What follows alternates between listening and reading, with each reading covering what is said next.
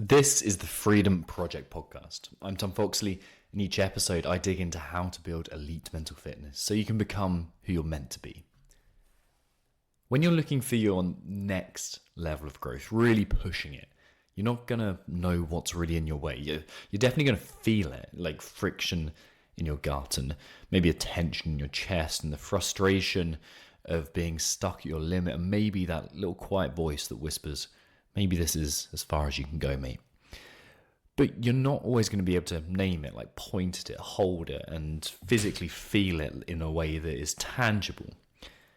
And that can be a little disorientating, frustrating, almost like you're fumbling around in the dark and uncertain, because how do you overcome a limit that you can't actually even define?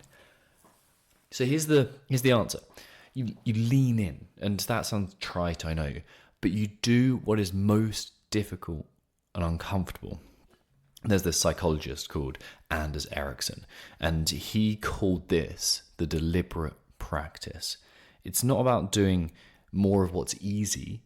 It's not about repeating the same old moves on autopilot. It's about working right on the edge of your ability, stretching into what is hard and difficult, not what's familiar.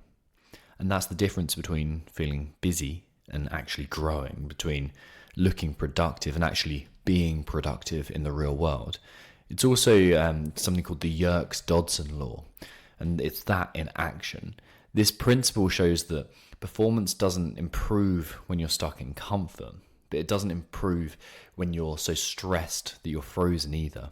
It's the sweet spot. It's right in the middle where challenge meets your capacity, where you're pushed just beyond what's easy, when there's enough tension to grow, but not so much that you're paralyzed.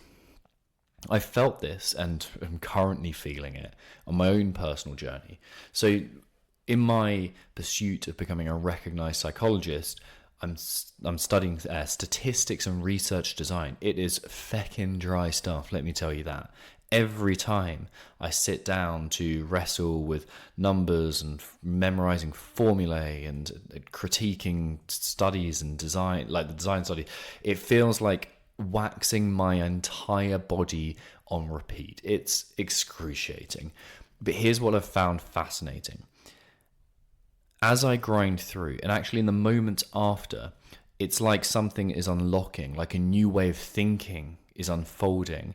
My thinking is a little bit sharper, more critical. My perspective has become a little bit deeper, and I'm definitely becoming a better coach because I'm building this capacity to think in ways that I never could before.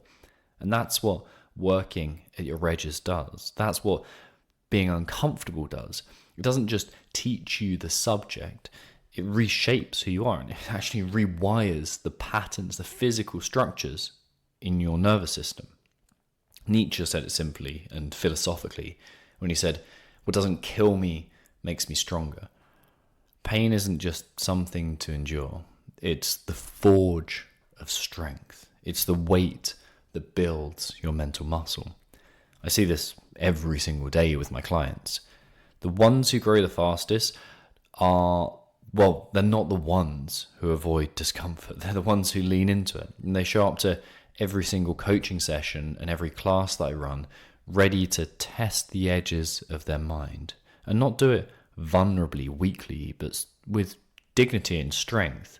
And they want to explore the discomfort that makes most people flinch and shy away. And they know very simply that that's where real growth lives. If it doesn't involve some pain, it's probably not going to help you. You don't avoid discomfort when you're training your body in the gym, do you? So why would you avoid it when training your mind? So here's what I want to leave you with today. If you're feeling a little friction, don't treat it like an obstacle. Take it as an invitation, because your next level is not found in simple, easy, boring reps.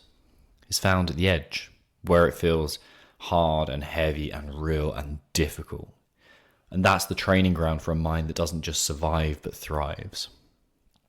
Thank you for listening to the Freedom Project podcast. If this episode sparked something in you, please share it with someone who's pushing their own edges right now.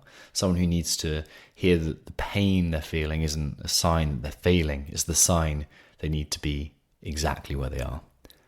Elite mental fitness is a sets and reps game. So, put the work in.